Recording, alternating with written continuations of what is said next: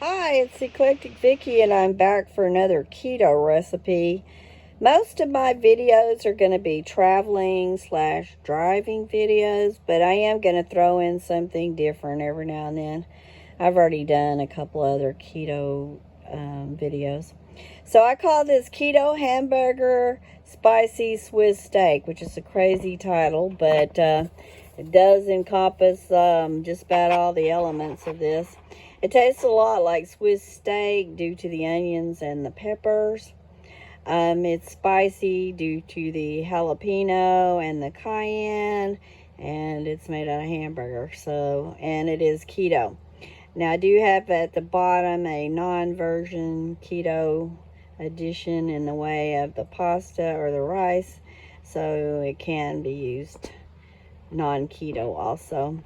So I don't do total keto. I do what's called probably dirty keto, where you eat maybe more vegetables and fruit that's allowed, and that's what I do. So, but otherwise I pretty much do keto. So, all right. Well, you use a pound or pound and a half, depending on your feelings about it, of hamburger meat. And you cook it until it's about mid-cooked or, close to being brown. But you certainly don't cook it till it's fully cooked. And then you add the peppers and the onions. And then you cook all that till it's soft. You stir it pretty regularly. For the heat, I use like a low-high. And I didn't stir it constantly, but I did stir it every, minute or two. I was staying in the kitchen, in other words. And then when the meat is fully done and the peppers are soft, you add the tomatoes, the tomato sauce, and the cayenne pepper. Now, this is moderately spicy, kind of low, moderate spicy. It's not super spicy, but it is spicy. So if you do not like spicy food or you're intolerant of it, then you can leave out the jalapeno and the cayenne pepper. However, you will need to add some other kind of spice, Italian seasoning or something, rosemary or something, because I have made it plain and it's a little bit on the dull side. Now, I used unsalted tomatoes and tomato sauce, so I end up adding salt. I like to control the amount of salt in things, and so that's why I buy it. But I do like salt, and I use salt. And I also add quite a bit of pepper because I love pepper. So basically, it's already cooked once you add the tomatoes. All you're doing is really heating it up. And at this point, you're also adding the raw cauliflower or whatever kind of keto noodles you're using. Or I'll go down a little bit, for non-keto, you would do pasta or rice. You're adding that in there. And I said on my recipe, I didn't specify. I put about 2 cups, but actually you could do 3 cups, especially if you use the extra ½ pound of hamburger meat. Now, in my pictures, I just took pictures of this because I actually cooked this about a month ago. Well, I've cooked it since then, but I cooked it where I took the pictures a month ago, and I actually used fresh tomatoes.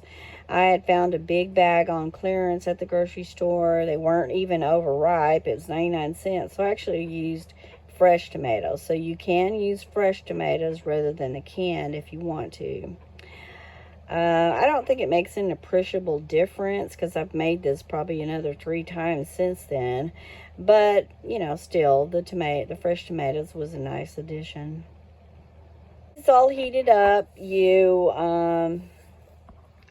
take it off the heat and you add the shredded cheese. I added about a cup, or, you could do 2, a cup and a half, whatever you feel like doing. I've only used cheddar just because that was what I've had. But I like all kinds of cheeses. I'm sure pepper jack or mozzarella or something else would be good. One thing about shirataki noodles, or even hearts of palm noodles, let me give you a little tip on those. Both of those have an odor. Shirataki smells really pretty bad, and hearts of palms has a little bit of an odor. But one way to get around that is to rinse them real well 2 or 3 times, and then boil them in a pan of water for about 10 minutes, and then drain them. and that really takes a lot of that weird smell away from them. So that's a little tip there on the shirataki. The last time I made this, I used the shirataki noodles, and I think I liked it better than the rice cauliflower. Now, the first time I had this, we used frozen rice cauliflower, and it was good. But I do think the fresh cauliflower was better because it wasn't as soggy.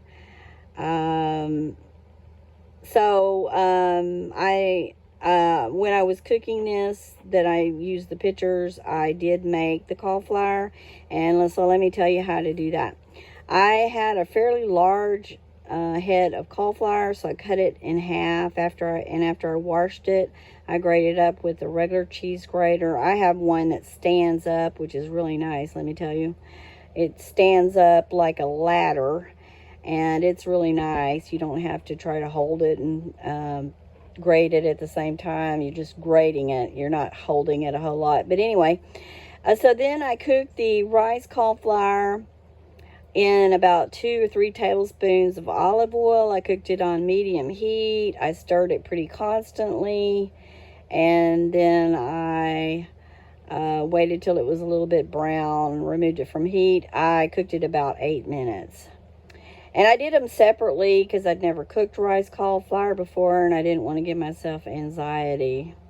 So I cooked them separately. But anyway, I do think it was better than the store-bought, frozen cauliflower.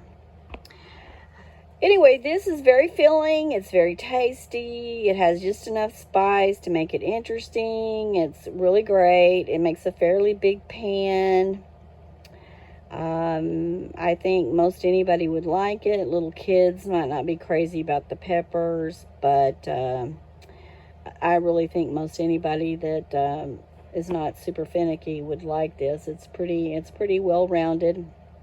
It's really not overly expensive. Of course, everything's kind of expensive now. I mean, hamburger and all that's gone way up, but in terms of being, a full meal, it's relatively inexpensive.